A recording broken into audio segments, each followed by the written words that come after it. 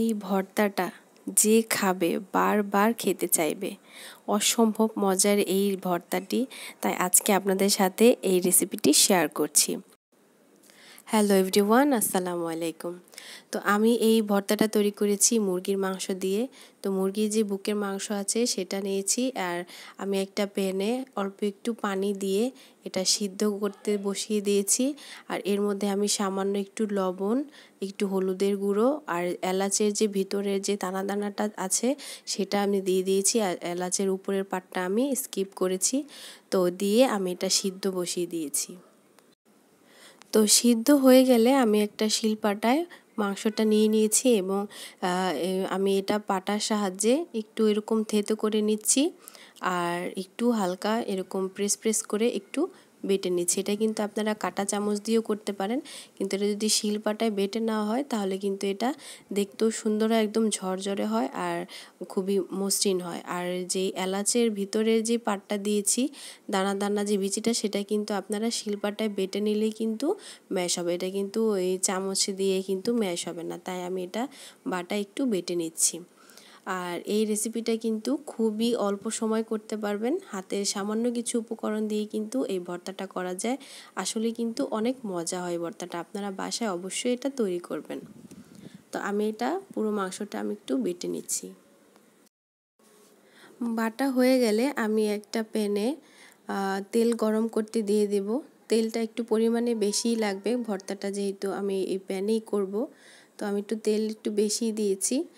আর এর মধ্যে এখন দিয়ে দেব পেঁয়াজ কুচি। এই ভর্তাটায় কিন্তু যত বেশি পেঁয়াজ আর যত বেশি রসুন কুচি দিবেন ভর্তাটা কিন্তু অতটাই ফ্লেভার হবে। তো চেষ্টা করবেন পেঁয়াজ কুচি এবং রসুন কুচিটা একটু বাড়িয়ে দেওয়ার জন্য। তো পেঁয়াজ রসুন দিয়ে দিয়েছি, এখন দিয়ে দেব আমি পরিমাণ মতো কাঁচামরিচ। যে যেরকম ঝাল খাবেন সে সেরকম পরিমাণের মরিচ দিয়ে দিবেন। আর এটার মধ্যেও কিন্তু আমরা গুঁড়ো মরিচের যে গুঁড়োটা আছে, ফাঁকিটা আছে, সেটাও ইউজ করব সুন্দর একটা কালারের জন্য। তো আপনারা চাইলে ওইটা স্কিপ করে শুধু কাঁচা মরিচ দিয়েও কিন্তু এটা করতে পারবেন। তো পেঁয়াজ মরিচ এবং রসুনটা একটু হালকা ভাজা ভাজা আমি করে নিব। একটু ভাজা ভাজা হয়ে গেলে এর মধ্যে দিয়ে দিব আমি মরিচের গুঁড়ো। মরিচের গুঁড়ো দিলে কিন্তু কালারটা খুব সুন্দর আসে। তো আমি মরিচের গুঁড়োটা দিয়ে পেঁয়াজ আর মরিচ রসুনের সাথে খুব ভালোভাবে মিশিয়ে নিচ্ছি। এর মধ্যে কিন্তু পানি দেওয়া যাবে না, এই তেলের মধ্যেই কিন্তু পুরোটা মশলা আমরা একটু কষিয়ে নেব। তো দেখতেই পাচ্ছেন পেঁয়াজ কিন্তু খুব সুন্দর করে ভাজা হয়ে গেছে এবং কষানো হয়ে গেছে তেলের মধ্যে। এখন যে মুরগির মাংসটা আমরা বেটে নিয়েছিলাম সেটা এর মধ্যে দিয়ে দেব এবং অল্প আঁচে, একদম অল্প আগুনে কিন্তু এটা ভাজা ভাজা করতে হবে। আপনারা কারা কোথা থেকে দেখছেন তা অবশ্যই কমেন্টে জানাবেন, এবং ভিডিওটা ভালো লাগলে অবশ্যই লাইক কমেন্ট করে দিবেন। আর চ্যানেলে নতুন হয়ে থাকলে চ্যানেলটা সাবস্ক্রাইব করে দিবেন। তো আমি এই পেঁয়াজের সাথে খুব সুন্দর করে মাংসটা হালকা আঁচে ভেজে নিচ্ছি, ভাজা ভাজা করে নিচ্ছি। আর যেহেতু আমি মুরগির মাংসে লবণ দিয়েছি তাই লবণটা পরে টেস্ট করে পরে দিয়ে নেব। আর সব শেষে নামানোর কিছুক্ষণ আগে আমি একটু কাঁচা পেঁয়াজ উপর দিয়ে ছড়িয়ে দিচ্ছি।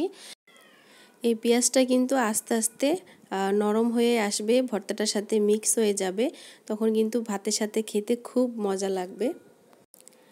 তো ভাজা হয়ে গেলে এটা আমি নামিয়ে সার্ভ করে দিব গরম গরম ভাতের সাথে।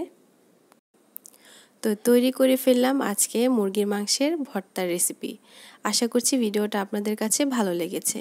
পরবর্তী ভিডিও দেখার আমন্ত্রণ জানিয়ে আজকের মতো এখানে বিদায় দিচ্ছি। সবাইকে আল্লাহ হাফেজ।